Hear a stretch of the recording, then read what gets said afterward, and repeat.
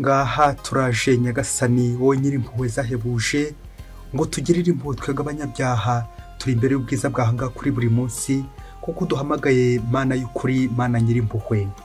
Ku izina ry'Imana Data na Mwana na Roho Mutagatifu, amen. Amahoro bana b'Imana, ni muhumure, turi mu biganza by'Imana, Imana nyir'impuhwe, Imana nyir'imbabazi, tuje kugira ngo itubabarire. Tugeze kuwa gatatu w'icyumweru cya mbere cya Noheli, tariki 28 Ukuboza 2022, ubwo tuje guhura n'Imana ahangaha kuri buri munsi. Abenshi bambaza bati ko turi muri Noheli kandi tukaba tubona wambaye imyenda y'ibara yo mu gihe cya Advent cyangwa yo mu gihe cy'igisibo. Ahangaha rero Kristo bavandimwe ikinzanye n'ijambo imbabazi, no pardon. Je gusaba imbabazi ndetse n'abandi twese turi ahangaha kuri buri munsi bifuriza namwe gusaba imbabazi mbere yuko turangiza umwaka wa 2022 ubwo tugiye kwinjira mu mwaka mushya 2023 maze turangwa n'imbabazi, imbabazi z'Imana. Nongere nkwibutse mu Kristo muvandimwe, ahangaha turi ni kuri buri munsi. Ya paruwasi yacu Imana yatwihereye yitwa Buri Munsi, paruwasi yo mu kirere online, mu kirere nyine, ikirere kikatwibutsa ko turi kujya mu ijuru. Parokia bivuga abasangira ngendo, urugendo rugana hehe? Urugendo rugana mu ijuru. Nawe mu Kristo muvandimwe, nizere ko warangije kwiyandikisha hanga kuri Buri Munsi, nawe uri muri paruwasi nyine, Parokia Buri Munsi ikorera nyine mu kirere online, itwibutsa ko turi mu rugendo rujya hehe? Urugendo rugana mu ijuru. Nawe rero niba utariyandikisha ndakwifuriza kwiyandikisha, subscribe kugira ngo tugumane. Ariko nanone uwo mu Kristo nanjye kuvuga w'indani muri iyi paruwase, kuko twese turi mu urugendo rugana ijuru. Niba utariyandikisha, dore aho uzajya unyura, ujye kuri YouTube wandikemo ijambo Buri Munsi, ushakashake Buri Munsi, nogera ahantu hari ikirango cya Bibiliya kitwibutsa ko duhura n'Imana buri munsi mu ijambo ryayo, uyandikishe, uhagume, bityo ufungure kandi ujye ufungurira abandi buri munsi. Uhagume rwose uyandikishe, bityo tujye dusangire ijambo ry'Imana buri munsi. Rero iyi paruwase bahaye ikaze ahangaha nyine tugiye kugira gute? Tugiye gusaba imbabazi maze twinjirane imigisha y'Imana mu mwaka wa 2023 dukeye turi kumwe n'Imana. Muri iki kiganiro cyacu cyitwa imbabazi, ingingo remezo iragira iti uko nagumana n'Imana 2023. Mu Kristo muvandimwe, ese 2022 washoboye kugumana n'Imana? Washoboye kubana n'Imana? Aha, uyu mwanya rero hamwe n'izi mbabazi tuje gusaba, tugiye kugumana n'Imana kugira ngo koko 2023 tuzahora n'Imana. Bifurije mwese amahoro n'imigisha by'Imana, umwaka mushya ugiye kuza 2023. Rero nkabaje hanga kuri Buri Munsi mbasaba imbabazi cyane cyane abantu twahoranye, nanjye kuvuga abantu twagokanye muri iyi paruwasi, abantu twagokanye muri iyi paruwasi yo mu kirere ya Buri Munsi. Nje kubasaba imbabazi hamwe hashoboye gutungana uko bikwiye, ibyo ntatunganyije neza uko bikwiye ni intege nke za muntu. Simple masumbuko que je suis, hari ibyo ntashobora kugeraho, hari ibyo ntakwigezaho, hari ubushobozi ndafite, ntago ndi umukire, ntago ndi umukungu, ariko niba ngumanye n'Imana nzakira, nzamererwa neza. Niba ngumanye namwe nzakira, nzamererwa neza, kuko ifite abantu baguhereza ibintu bakakugeza no ku Mana, ubuntu bw'Imana. Nanjye rero nicyo nje kubifuriza mwese kugira ubuntu bw'Imana, guhorana ubuntu bw'Imana. Aho nashoboye kugera mbaye mbasaba imbabazi hakiri kare kugira ngo nawe nkwinjize muri uyu murongo dusabye imbabazi ahangaha nyine kuri iyi paruwase yacu ya Buri Munsi, paruwasi yo mu kirere, paruwase itwerekeza ku Mana buri munsi. Ikiganiro cyacu rero kugumana n'Imana 2023, n'ubundi nizere ko utigeze urekura Imana, utigeze uta Imana, ahubwo wagumanye nayo. Ahubwo icyo nkwifuriza ni ukurushaho kugumana nayo. Rero nateguye ibintu 6 byo kwagumana n'Imana nyine, ariko niba uri umukristo ndaza kongeraho ka bonus, akarusho, agashya, akantu ka 7. Rero reka tuzirikane ku bintu 7 bizadufasha muri uyu mwaka kwegerana n'Imana, kugumana n'Imana, bityo nawe uzahirwe, uzamererwa neza, uzishime, wishimira aho utuye, wishimira ibyo urimo, wishimire ubuzima urimo hamwe n'Imana. Ingingo ya mbere iraza kugira iti abantu babiri ugomba kwitonda mu mubano wawe. Ingingo ya 2 gushimira. Ingingo ya 3 gutanga. Ingingo ya 4 imbabazi. Ingingo ya 5 gucika ku ngeso yakunaniye. Ingingo ya 6 ni umwitozo wo kubohoka. Naho ingingo ya 7 yo ndaza kuyikubwira nitujya gusoza. Ndaza kuba impano y'umwaka mushya, ndaza kuba kado uza kumpa cyangwa ngenza kuguha. Karibu rero mu kiganiro cyacu Kugumana n'Imana 2023. Reka rero duhere ku ijambo ry'Imana, ijambo ry'Imana rigomba guturanga kugira ngo twumve icyo Imana ivuga. Imana nyine imbabazi zahebuje. Isomo tujye gusomerwa turarisanga mu ivanjiri yanditswe na Matayo umutwe wa 18 umurongo wa 21 kugeza ku 22. Nuko Petero yegera Yesu aramubaza ati, Nyagasani, wo tuva indimwe nancumuraho nzamubarire kangahe? Nzageza ku nshuro ndwi? Yesu aramusubiza ati, sinkubwiye kugeza kuri 7, ahubwo kuri 77. Iyo ni ivanjiri ntagatifu. Bakristo bavandimwe, Yesu Kristo akuzwe. Ngizo za ngingo zacu ko ari 7, ni ivanjiri kuvuga 7, ariko ntabwo ari kugeza kuri 7 gusa, ahubwo kuri 77. Amen, amen, amen, amen. Bishatse kuvuga ko tutagomba kubara imbabazi z'Imana kuko ari igisagirane, ahubwo gukomeza kubabarira buri munsi.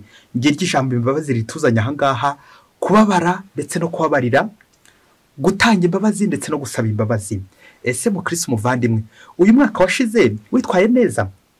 Washoboye gusaba imbabazi mugenzi wawe mwabanye? Witwaye gute mu mwaka wose? Gusaba ndetse no gutanga imbabazi.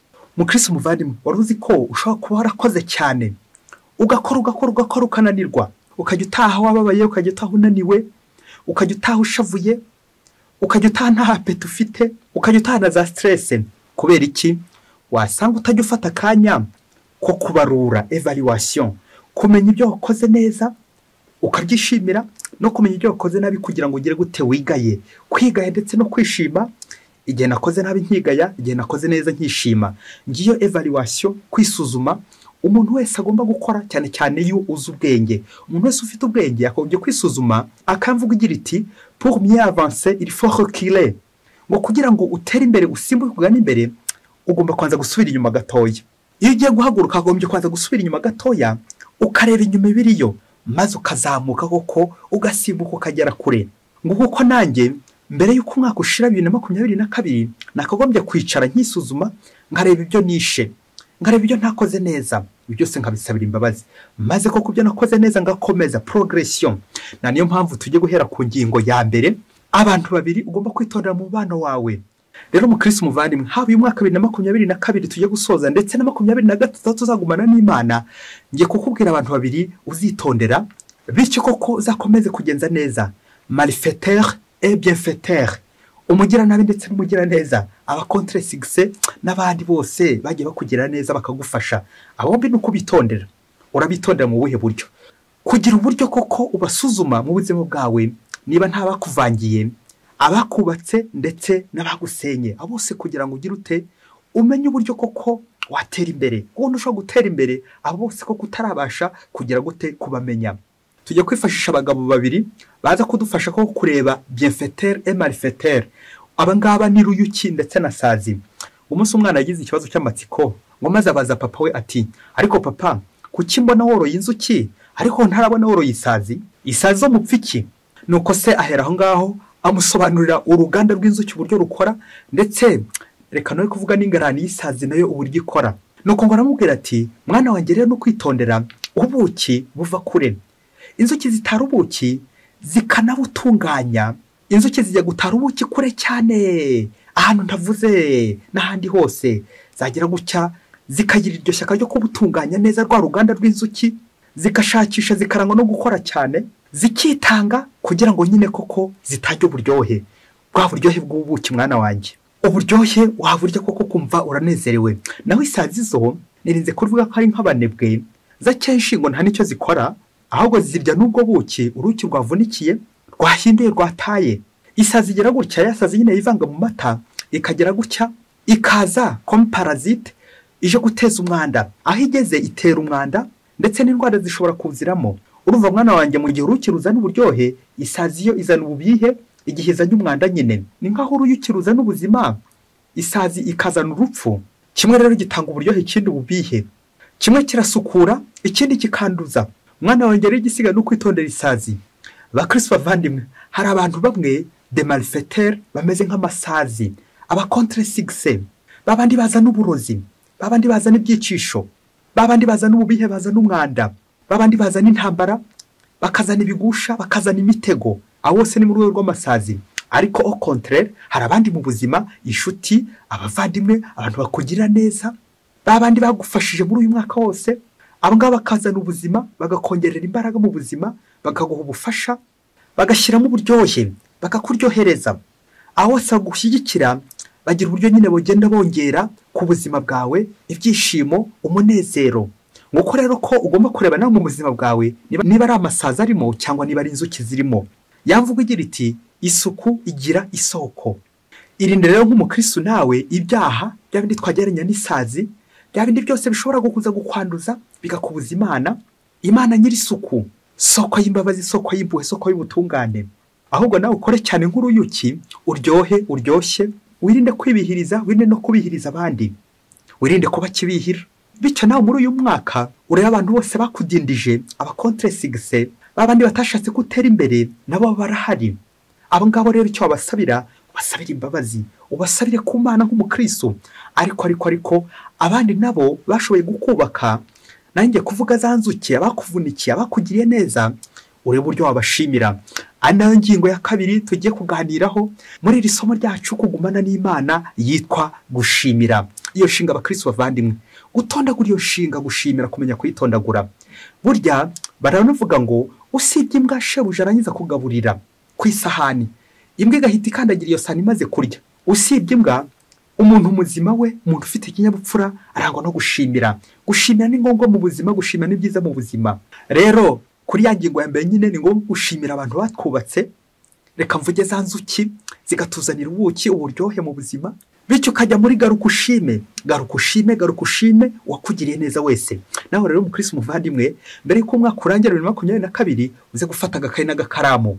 Ushobora no gufata telefone bitewe n'uburyo wandika cyangwa n'ikoranabuhanga, ariko wandikeho ibintu bibiri ngiye gukubwira. Icya mbere, uze kwandika inzuki, wandike umuntu wese wakuryohereje, umuntu wese wakubatse, umuntu wese wagukoreye neza, umwandike ku gapapuro. Nuko ntumwandike gusa, ahubwo umwandikire, umubwire uti merci, thank you, God bless you, Imana iguha umugisha, warakoze. Ako ka merci mukristo muvandimwe ntikakaburi wawe. Ubwire umuntu wese wakugiriye neza uti merci, ako kajambo kamwe gusa ukamubwira uti warakoze, Imana iguha umugisha, Imana ikurinde. Ngubwo ubuki, ngurwo rwa ruyuki ugomba kwandikira uwakugiriye neza maze ukamushimira. Aha mugiye kumbaza muti none se zasazi babandi bakugiriye nabi, de malfaiteur, nabo uraza kubandikira. Bose urabandikira gute?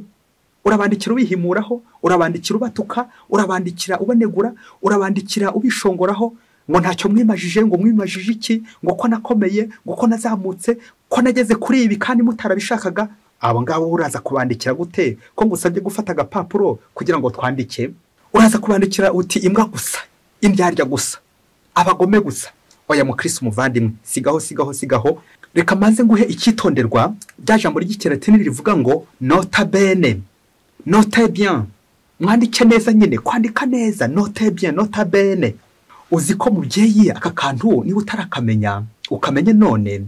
Uzi ko nta muhanga wandika nabi. No mu ishuri burya, umwana burya wandika nabi akesha abazaba umuswa, cyangwa biragoye ko abona umuhanga wandika nabi mu ishuri. Umwana w'umuhanga burya umubwira nuko yandika neza.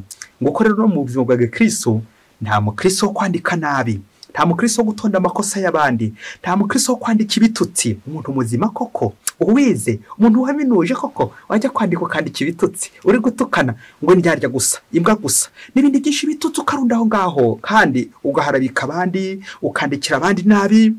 Inyandiko bakristo bavandimwe no kwitonda, nota bene, andika neza.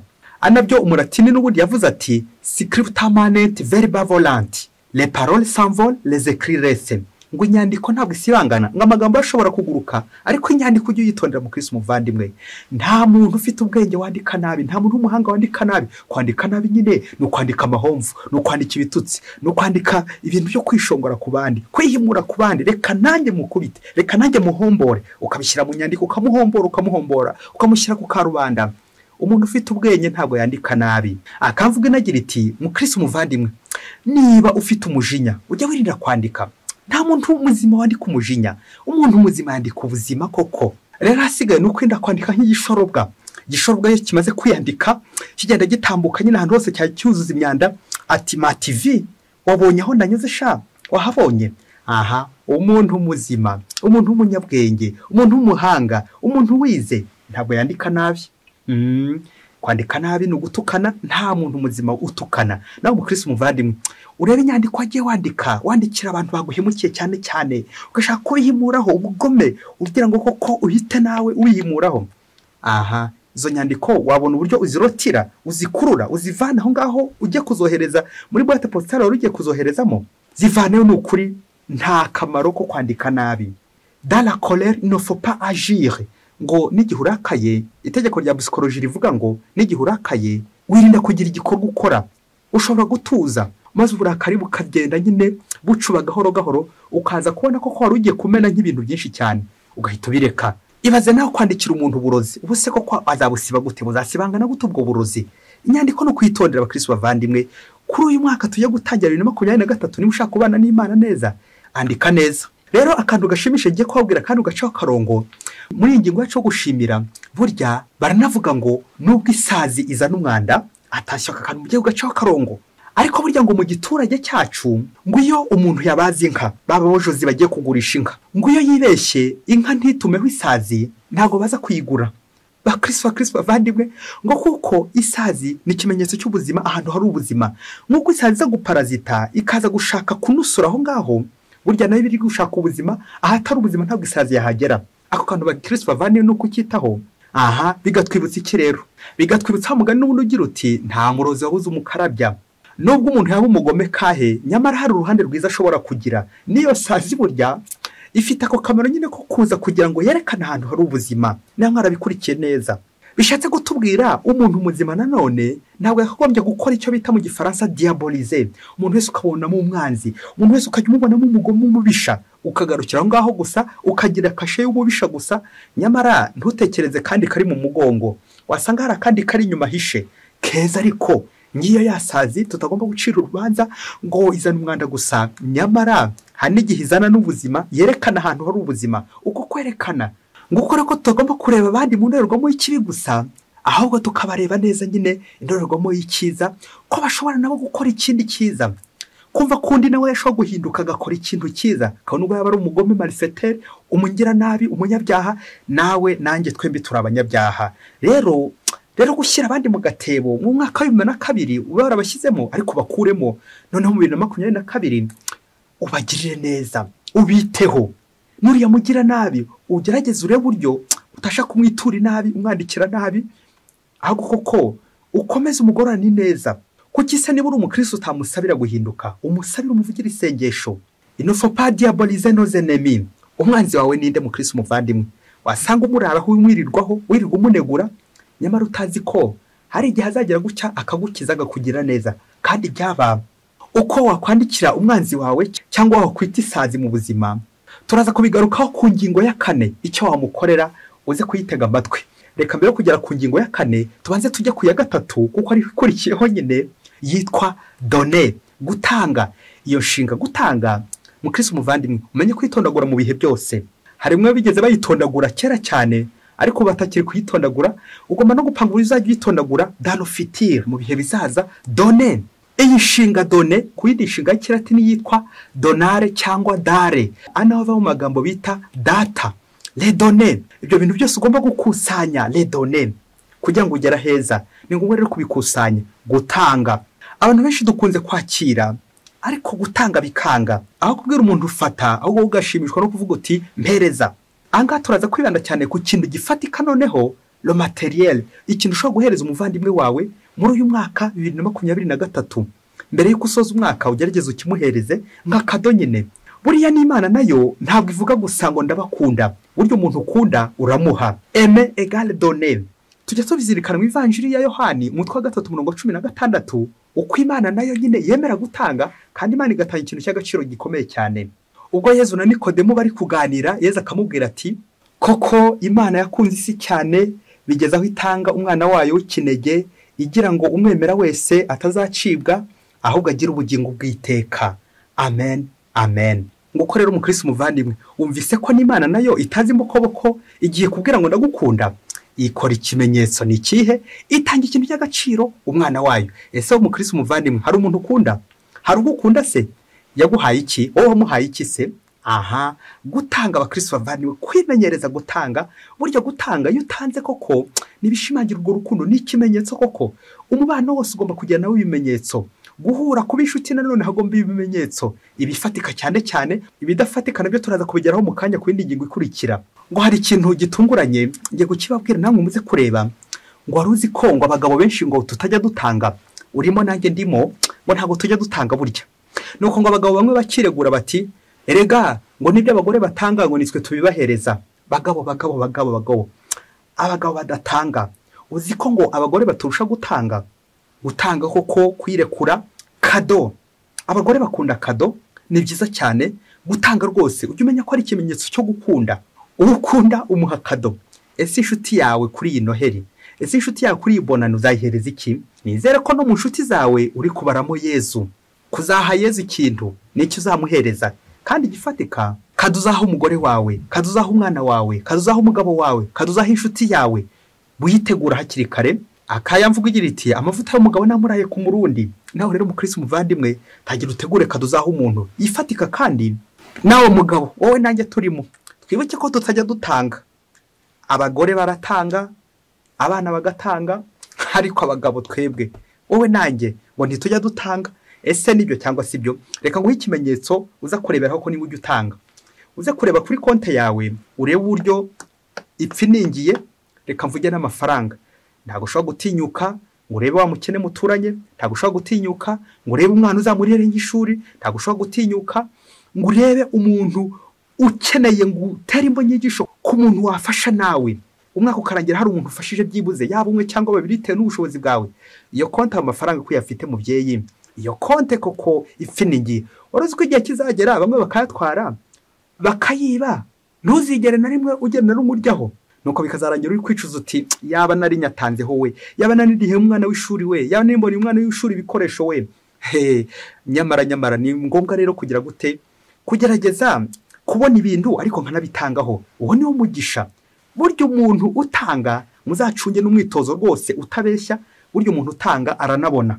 Umuntu ugira ubugugu, ibintu bye ntabwo bijya bitera imbere. Kugira ubugugu ni ingeso mbi cyane. Ibintu bya bigenda bituba buhoro. Usibye konti yawe, ahandi hakabiri uza kurebera ko utanga cyangwa udatanga. Uze kureba nko mu myambaro yawe. Hari umwambaro uza gusanga umaze nk'imyaka 5 utarawambara, kandi wawugundiriye, wanze kuwuha wa undi muturanye, wanze kuwuha umukene, wanze kuwuha undi wese nawe waha umwambaro. Ushobora no kumugurira rega, gucyo utamugura gashyashya we. Rero no kureba ngo ibintu mfite byose nacyari kubikoresha. Kugundira. Abagabo ngo turagundira cyane. Ese nibyo cyangwa sibyo? Ibaze nanjye nibaze. Hari ikindi ariko kiranga abantu bagira ubugugu. Ese ni muhereza iki wazampa iki? Ya system ya mpanguhe ukarikira ukagenda uvuga utari ko njye wazampa iki, kugenda ubarura ibyo nahaye umuntu kugira ngo nawe azagusubize. System ya mpanguhe ndaguha iki ngiki ariko nanjye uzampa iki ngiki. Ninguha iki ngiki nawe uzampa iki ngiki. Wa musore n'umukobwa ati ndakugurira iki ngiki ariko nanjye uzampa iki ngiki. Ndaguhereza iki ngiki ariko ufite ikindi kintu nawe mucunzeho. Izo ni system mpanguhe. Uwo ni umuvumo umukristo muvandimwe, ntukikuru umuvumo muri 2023. Kuko nushaka kugumana n'Imana byutanga nyine wirekure, nta zindi nyungu ufitemo. Anangingo ya kane tujye kunyarukiraho yo gutanga nta zindi nyungu kuko utegereje imbere, yitwa le pardon. Imbabazi, gutanga imbabazi. Pardonner rero niryo jambo n'ubundi rikomeza donner et pardonner. Pardonner no gutanga utari kubara. Noneho mu gihe hambere kwari ugutanga ukagenda ubara, wawundi ugira ubugugo. Aho noneho no gutanga utabara, no kubabara ukababarira, no kubabarira utabara. Anabyo mu evanjiri y'umunsi twumvise Yesu asaba Petero kubabarira 77. Bishatse kuvuga inshuro zitabarika, umubare nyamwinshi, inshuro zitabarika. Kubabarira buri gihe, buri gihe ukarangwa n'imbabazi, buri gihe imbabazi gahumuri wawe, buri gihe ukabura umunyempuhwe n'umunyambabazi, nkuko Imana yacu nayo ari nyampuhwe na nyiri imbabazi. Rero nk'uko twabivuze mu gihe donare ari ukugenda mbara ngakora umubare, pardonner ho kubabarira nta mibare irimo. Na niyo mpamvu twigana twebwe abantu imbabazi z'Imana kuko nizo zitagira umupaka. Imana nibabarira yirengagije nanjye kuvuga amakosa yacu, amafuti yacu, ibyaha byacu. Nyagasani uramutse witaye ku byaha byacu ninde warokoka? izo ni imbabazi z'Imana. Twebwe abantu rero turi n'abanyantege nke, turi n'abanyabyaha. Akenshi dukunze kubara ngo ejo yarampemukiye, ngo n'ejo bundi yarampemukiye, ejo nsitaraho, ejo yanyimye, tukagenda tubikusanya byose tubibika. Ngaho umutima wacu wahindutse iki? Pibel. Ngaho wahindutse ingarani bakristo bavandimwe. Hahandi ntababarira, hahandi nabitse urwango, hahandi nabitse umujinya, hahandi nabitse ishyari, hahandi nabitse ubugome. Iyo ni ingarani mu Kristo muvandimwe. Iyi pardon rero birasaba cyane cyane umuntu w'umukristo wumva koko warahemukiwe n'ibyo, baraguhemukiye, wahuye n'amasazi menshi, ariko tuzirikane ka kantu keza ku isazi, ko isazi yerekana n'ahari ubuzima burya. Niyo mpamvu uriya muntu niba naguhemukiye koko, umva gerageza koko muri 2023 ube waramubohoye. Wirinde koko kumubikira, kuko numubikira azaza nyine amere nk'ayasazi iri kuza yanduza ibintu byawe, imishinga yawe igasangira iri kubora, ubuzima bwawe uri kubora. Wajya gusenga shwi, wa muntu akaba yaritambitse mu mutima wawe. Wajya kuririmbira Imana shwi, ugasanga umutima wawe wa muntu aracyarimo ngisazi iri guhatuma nyine. Kubera iki? Wahanze kubabarira. Ngo umugore yigeze yahukanwa, noneho ngo ageze iwabo mubaza icyo azira, arakibura, yanga gukivuga. Nuko umugabo nyine araza aramushinja, nuko umugabo nyine aza kwa sebukwe, ubanza waraje kumucyura, maze ngo abwira sebukwe ati, njye icyo dupfa n'umukobwa wanyu nuko ntarigera na rimwe numva mu munwa we hasohoka ijambo ngo mbabarira. Kandi koko ajya mpemukira pe, ariko sindigera na rimwe, tumaranye imyaka 10 yose, sindigera numva mbwiye ngo mbabarira. Mugore, mukobwa, musore, mugabo, mu munwa wawe hajya hasohokamo ijambo mbabarira. Ni kangahe rijya risohokamo? Akenshi dushaka ko badupfukamira. Akamvuga inagira iti ngo nta giti kigurukira inyoni. Abo ngabo nyine n'abantu ngo tuba twahemukiwe, ngo tugashaka ko nyine babanza kuza kudupfukamira bagaturamya. Uri Imana mu Kristo muvandimwe? Oya, nanone kubabarira no kubanza kubabara, hanyuma nkajya nabona kubabarira. Burya witaye ku byaha umuntu yagukoreye, amakosa, ubugome. Reba nk'umwana ibintu abakora mu rugo, koko uramutse buri kantu kose umwana yakoze ukamuhanuka munabaguru ukamukubita, umwana ashobora guhita apfa. Natwe rero bakristo bavandimwe tumeze nk'abana bakora amakosa, ariko umubyeyi akagenda anyuzamo akaduhana, ataduhanura, ahubwo aduhanura. Ngo kuko Imana nayo itwihangana amakosa yacu, natugomba kujya twihanganira abandi. 2023 ukore ku buryo uzaba waratanze imbabazi, uzaba ndetse wanasabye n'imbabazi. Ijambo pardon rikabure mu kanwa kawe, kuko buri saha, nanjye kuvuga buri segonda, buri munota, burya turacumura. Ariko nugirirwa ubuntu, imbaraga zikakuzamukamo akanyabugabo ati uzavuga uti mbabarira. Ubwira umugabo uti mbabarira. Uze kwicara nawe muri gukora bila yo mu rugo, muri gukora evaluation y'uko umwaka wagenze, urebe amakosa yose wakoreye umugabo, urebe amakosa yose wakoreye umugore, nuko uzamutumiza umubwira uti mbabarira. Mukore gacaca y'urugo muvuge muti mbabarira. Aha naraguhemukiye, aha nakubereye imbwa, aho gukubera umugabo, kandi byaba maze umubwira uti mbabarira. Aha naguciye inyuma, ndabizi hari utatinyuka kubivuga, ariko hari n'abandi batinyuka kubivuga, kuko no kwibohora, no kugira neza, no kujya ngo wipakurire mu kibi cyose. Maze koko uyu mwaka 2022 ugende koko urangire koko nawe ufite imbabazi, no pardon. Uyu mwaka urangire koko ururuyuki, utarubuki, uryoshya kandi uryohereza abandi koko. Nguko kubohoka ndetse no kubohora abandi. Nanjye rero nsabye imbabazi aho ndashoboye kugera, ibyo ntashoboye kuvuga neza uko bikuye aha ngaha. Amakosa yose nakoze aha ngaha, arayimyandikire, arayimvugo, n'ibindi byose nashoboye gukora nabi. Nanjye nsabye imbabazi aha ngaha muri iyi paruwasi, mumbabarire, bityo nanjye koko mumbohore, nanjye nibohore, ngomeze koko ntera imbere, ngana Imana, ngumana n'Imana 2023. Namwe nicyo mbifuriza buri wese, mu rugo rwawe, mu mutima wawe, aho uri hose, urangwa no gusaba imbabazi, uvuga uti mbabarira. Ijambo mbabarira ntukabyuke nguze no kuryama utaravuga uti mbabarira, kuko nta ntungane ibaho, ngo nta mwiza wabuze inenge, ngo ntanyiraho kugira gute igira amabinga. Aka kajambo pardon nubwo ari gatoya cyane, ariko gahatse byinshi, naniko kagiye gutugeza ku yindi ngingo yacu, ingingo ya 5 yitwa kwibohora ku ngeso yatunaniye ituma tudatera imbere. Ese mu Kristo muvandimwe, nta ngeso ufite ikuzitira, igucakaza, ikwandavuza, yameze nka yasazi nyine yakubujije uburyo? Aha, ibohore ku ngeso mu Kristo muvandimwe, gucika ku ngeso, ingeso mbi. Hari ingeso nyinshi cyane zagiye zikwira, zikaza nyine nk'isazi, zasazi zizana umwanda, ubuzima bwacu ugasanga koko buri mu mwanda, bwarabaye nk'ingarani, bwarabaye isayo, za ngeso zidukoza isoni, za ngeso zituraza hanze, za ngeso zitera ikimwaro, za ngeso zituma tugenda twububa, za ngeso zituma tudatera imbere, za ngeso mbi zose zituma koko ntashobora kwicarana n'abandi. Uyu mwanya no kuzibohora. Ingeso y'ubusinzi ishobora gutuma usoma 5 ukarara usoma inzoga, ikaza kurangira uri kwandika 8, uri kwandika 8 ahantu hose. Nirinze kuvuga nka cya gishorobwa twavuze haruguru kigenda cyandika imikori, kigakata amakona y'ibitutsi n'ibindi byose bibi bisharira. Kubera iki? Ingeso y'ubusinzi. Ingeso y'ubusambanyi igutera kwandavura, ikabituma urara mu mikokwe, urara mu makabare, urara mu nzu y'indaya, ugasuza inzu z'indaya, ucinya umugabo wawe, ucinya umugore wawe, ucinya mwashakanye. Iyo ngeso gerageze kuyibohora mu Kristo muvandimwe, kugira ngo ko 2023 koko uzabe koko nta sazi zikiri gutuma iwawe, kuko nyine icyo gihe uzaba ufite isuku yo kwibohora ku ndaya, isuku yo kwibohora ku bitera soni, kuvuga amagambo y'ibitera soni, isuku yo kwibohora kureba ibitera soni, pornography, amafilime y'urukoza soni, kwandika ibitera soni, kumva ushimisha uri gukaza ariko ukagenda uvuga ibitera soni, kumva ari byo bigushimishije. Uwo ni umwanda, iyo ni ingeso mbi, izo ni isazi. Gerageza uzikure mu buzima bwa izo sazi, ejo n'ejo bundi zitazakuvangira ukaza gusanga ko zigukwangiza. Gerageza muri uyu mwaka wibohore ku ngeso y'ubusambo, utwabandi witije, utwabandi wibye. Abenshi baravuga ngo kwitiza ngo kugira ngo inyoroshya cyaha. Mu Kristo muvandimwe nta bintu by'abandi watwaye ukaba utarabigarura, umenye ko ngora umuvumo. Izo ni isazi. Gerageza koko ukura amasazi wawe, gerageza koko ukura umuvumi wawe, bityo nawe urangwa no gusubiza iby'abandi. Ngizo n'imbabazi, ngizi impuhwe, gusubiza iby'abandi mu buryo ibyo wangije, ibyo wibye. Ngiki kiru tugomba kwica natwe, kwirinda isazi, kwirinda ingeso mbi.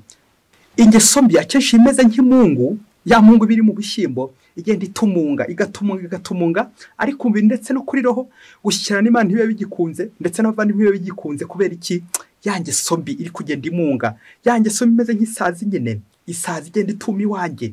Rero mu Kristo muvandimwe, gucika ku ngeso burya ntago ngo byoroha pe. Ingeso twese turazifite nyinshi, ariko amayeri yo gucika ku ngeso burya no gukora imyitozo. Ugakora imyitozo nyine kurwanya izo ngeso, nawe kuko ukigaya kaza kurangira ko kuzicitseho. Akamvuga igira iti uhamba ingeso ahora n'isuku ku rutugu. Nawe mu Kristo muvandimwe, gerageza koko ntucike intege, nubwo iyo ngeso ikwandavuza, ariko gerageza nawe ushyiremo imbaraga zawe. Tone fort. Uruhare rwa mu gucika ku ngeso mbi ni uruhe? Kugira ngo umwaka wa 2023 uzaba uri kumwe n'Imana, uhorane n'Imana, uhorane ubutungane bw'Imana.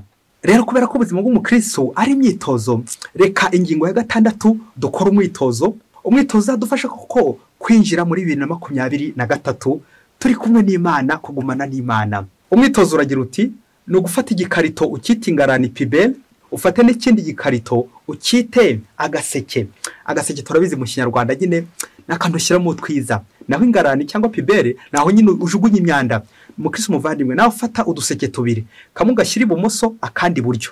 Ako ushyira ibumoso, ngewe ubumoso bwanjye naha, ako ushyira ibumoso iba ari yangarani, cya gikarito cy'ingarani nyine. Ako ushyira iburyo nako kaba ari ka gaseke nyine. Nuko reka mpere gukibumoso, reka maze mpere gukibumoso ibintu ugiye gushyiramo. Umwitozo niba turi kumwe turi kuwukora, ifata ikaramu n'urupapuro, twagiye ibumoso twese twagiye. Urangize ibumoso, reka nkubwire ibintu hashyira. Ubitekerezaho, nurangiza ugenda ubyandika kuri rwa rupapuro, nurangiza ubishyire muri ya pibere kaga karito, cya gikarito wisingarani. Handi nyine amasaza ashobora kuza no kuza, hariya ushyiremo abaguhemukiye, ushyiremo abagome, ushyiremo abashatse gukugambanira muri uyu mwaka washize ndetse n'indi myaka yashize yindi. Ariko ntushyiremo abantu b'abandi gusa, nawe ushyiremo ingeso mbi yakunaniye kwicikaho. Uza gushyiramo n'abakontre 6 abagiye baguca intege, ibyagiye biguca intege byinshi cyane. Mbese ushyiremo muri make ibitaragenze neza. Aha ni ku ruhande rw'ibumoso. Ibumoso uhumve, ibumoso bifite igisobanuro cyabyo, naho ubishyiraho ngaho nyine ibumoso. Ninize kuvuga nta moso nyine, turaza kubita ibumoso nyine, urabyumva nawe. Nurangiza ibyo byose bitagenze neza, ari ibintu byagiye bigushavuza, aho wagize ukwihangana guke, ninize kuvuga aho wagize ugushidikanya, n'ibindi byose bitagenze neza mu myaka yose yashize, bishyiraho ngaho. Ibyo utagezeho byose ubishyiraho ngaho, byakunaniye, ibyapfuye, byaha byose wakoze ubishyiraho ngaho muri yangarani, muri ya piberi. Nurangiza oublier, brûler, casser, jeter, ujugunye, ubitwike, ubihereze iyo ngiyo mu ngarani nyine ubyibagirwa ubijugunye iyo hirya kure cyane. ndagira nkubwira ngo nurangiza kubitwika psychologically mu mutwe wawe uraza kubohotse, uraza kuvuga uti koko ibi bintu nta umuntu w'umugabo koko ukigendera mu matiku nkaya ujugunye kure ibumoso bwanjye nahangewe wowe sinzi aho uza kuba uri kureba, biterwa n'ibumoso aho wisi ibumoso naho washyize ingarani, iyo disposition y'iyo ngarani yawe ze kuyishyira ngaho ibumoso.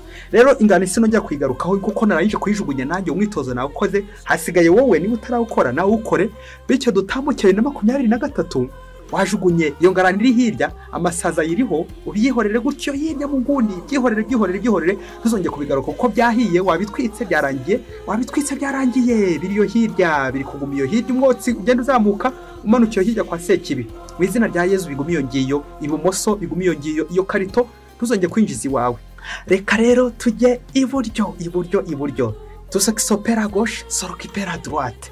reka rero tugana iburyo nyine nirinze kuvuga ko ari iburyo bw'Imana, ariko reka noneho tugume iburyo maze koko tugendere mu buryo à droite, faire droitement, ukora nyine ku uburyo nyine ni ukurya. aha tugiye kurya, ufate ka gaseke kawe, agaseke ka Kinyarwanda mubyeyi, hahandi inzuki ziri, hahandi hari ubuki, nuko ako gaseke ufata urupapuro nanone wandikeho intego zawe zose. murabona ko nahengamiye iburyo nyine, murabibona. ushyiremo imishinga yawe, ibyo uzakora, ibyo wifuza kuzageraho, ibyo ubona koko wageraho ukamererwa neza. ushyiremo imigambi yawe, yewe upimanye n'amafaranga uzabona, uburyo uzunguka byose ubishyiremo, uburyo uzatera imbere.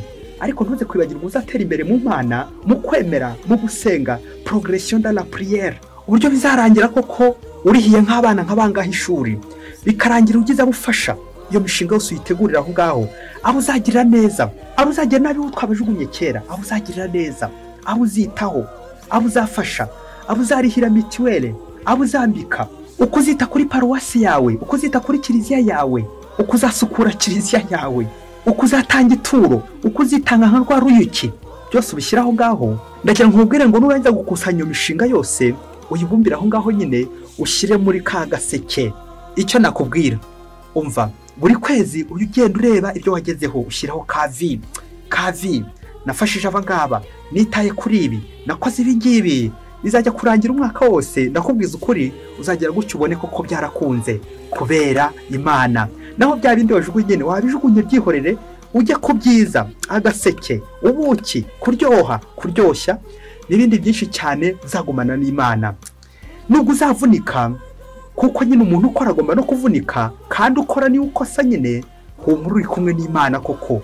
niba imigambi yawe koko uri kumwe n'Imana, ntacyo uzaba, uzamererwa neza, uzishima kandi unezerwe kubera Imana.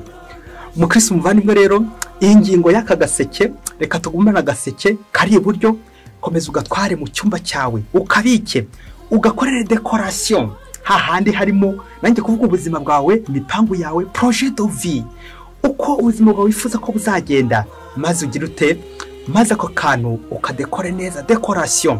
anaho tugiye kurangiriza kuri ya ngingo ya 7 kadongiye kuguhereza, nawe niba uyimpa simbizi, icyo nzi cyo tugiye guhana kado, ariko ikaduteye amatsiko, yitwa 7 bakristo bavandimwe.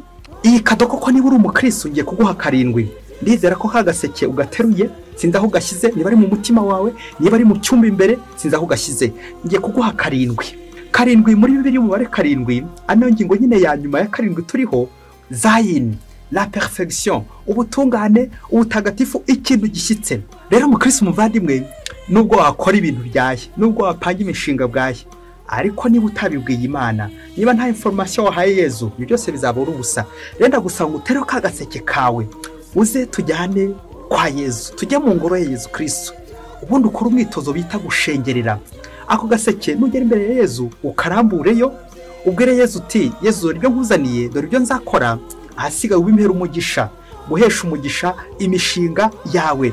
ngako ka 7, ngako ka gaseke ngiye yakadona ari nkuzaniye, cyakora nuyakira, umwaka urarangira ko kunyuze mu ngoro y'Imana, utwaye ka gaseke na ya migambi myiza, ubishyire Yesu. adoration, gushengerera, gufata byibuze isaha mbere y'uko umwaka urangira, ngagumana na Yesu, ngicarana na Yesu, ngapangana na Yesu, kuko ibi byose wapanze niba utari kumwe na Yesu, ntacyo byakugezaho naho wazagera. kugumana na Yezu akambwiriza icyo nzakora koko akankoresha bityo nakora neza koko nkamushimira nanakora nabi nkibuka ko Yezu Kristo ariko kuzanambabarira n'ubundi kuko imbabazi nyazo ni Yezu uzimpereza imbaraga nzakoresha ni Yezu n'ubundi uzazimpereza kuki se nta muhora iruhande ariko guhora Yezu iruhande no gukora neza c'est la perfection n'ubutungane ibintu byose dukora dushaka mu butungane ikita rusange kuri twese n'ijuru ni ibintu byose wakora ku mwaka niba nta juru uri guteganyamo shwi rero kugira ngo uzabone ijuru ihatire gusenga cyane cyane umwitozo wo gushengerera ngiyo kadonari ngubikiye mu Kristo muvandimwe kuko umuntu ushengerera burya abona byinshi abona byiza abona Imana buryo umukristo udashengerera ameze nka wa muntu wagaburira akarya ibiryo ariko atazi uwabimuhaye ameze nka wa muntu unywa amazi ariko atazi isoko yavuyeho ngo kuko umukristo udashengerera koko atamenya iyo byavuye ni uzahinduka nyamwange iyo byavuye bikaza kurangira koko aninyo wamuhaye ndi kwirinda kuvuga imbwa kuko imbwa nyine itazi gushimira twebwe abantu dufite ikinyabupfura nawe rero umukristo muvandimwe niba ufite ikinyabupfura koko gana imbere ya Yezu mubwira uti Yezu ndaje akagaseke niho nkazaniye kagaseke tukazaniye kaseke y'ibyifuzo gaseke cy'imigambi yacu myiza ibintu byose tukapanze kuzagera muri mwaka 2023 tubishyire Yezu gushyira Yezu ibyacu byose gushyira Yezu abacu kwitura Yezu ituro gushyira Yezu ibyacu uruzi ko aka kantu ujya gusorezaho ngo iyo uguze inkoko mu isoko kera iwacu mu giturage ngo niko babigenzaga wayijyanaga kwishyiga nuko kayibwira uti wa nkoko we uramenye ntuzava aha ngaha nuko igihe kikagera ko iyo nkoko ikaguma aho ngaho umva igahaguma igihe kirekire nawe umukristo muvandimwe jyana kwa Yezu kagaseke umubwira uti Yezu nanjye sinzava aha ngaha sinzave mu ngoro yawe nzagumane nawe ndicyo nawe uzagumane na Yezu nicyo nakwifuriza muri umwaka 2023 kugumana n'Imana 2023 uzaronke umugisha uzaronke ihirwe utunge kandi utunganirwe uri kumwe n'Imana 2023 mwese bifurije amahoro y'Imana ibyo ntashoboye kugeraho aho ntashoboye kugera murambabarira simple masumbuko que je suis hari aho ntagera hari byinshi ntakora hari byinshi ntatekereza ariko kubera Imana mbasabye imbabazi mumbabarire kandi namwe bifurije mwese kuzagira umwaka mushya muhire 2023 uyu mwaka muzawubanemo n'Imana bicanga kuri buri munsi tujye duhahurira tuje gushaka Imana iyi paruwase yacu nadufasha gukora urugendo n'Imana bityo Imana izatugeze mu mugambi bw'ijuru turi intungane twarayitunganiye wa mubare 7 gutunganira Imana kagaseke kacu nyagasani koko turi kumwe na nyagasani buri munsi mwese muzagira umwaka mushya muhire 2023 hamwe n'Imana Imana ibahe umugisha Imana Data na Mwana na Roho Mutagatifu amen Padiri Masumbuko na Disilasi wa diocese ya Cyangugu.